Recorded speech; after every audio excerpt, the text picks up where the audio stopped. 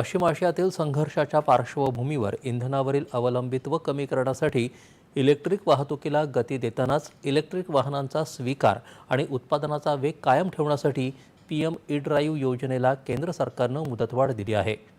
पश्चिम आशियातील ताज्या घडामोडींवरील आंतरमंत्रालयीन पत्रकार परिषदेत अवजड उद्योग मंत्रालयाचे अतिरिक्त सचिव हनीफ कुरेशी यांनी ही माहिती दिली।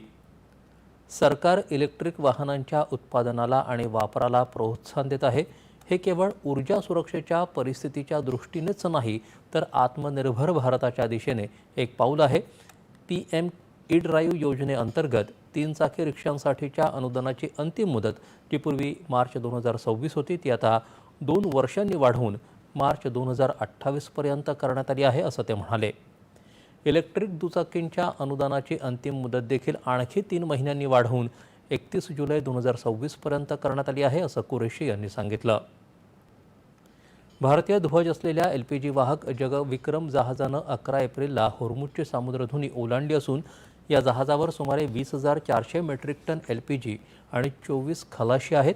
हे जहाज 14 एप्रिल रोजी कांडला इथं पोहोचण्याची शक्यता आहे अशी माहिती बंदरे, जहाज बांधणी आणि जलमार्ग मंत्रालयाचे अतिरिक्त सचिव मुकेश मंगल यांनी दिली। देशांतर्गत एलपीजी पुरवठा सामान्य आहे। कोणत्याही वितरकाकडे पुरवठा खंडित झाल्याचं वृत्त नाही। ऑनलाईन बुकिंग जवळपास 99% पोहोचलं आहे असं पेट्रोलियम आणि नैसर्गिक वायू मंत्रालयाच्या सहसचिव सुजाता शर्मा यांनी या पत्रकार परिषदेत सांगितलं। याशिवाय गैरवापर टाळण्यासाठी OTP आधारित एलपीजी वितरण केलं जात आहे।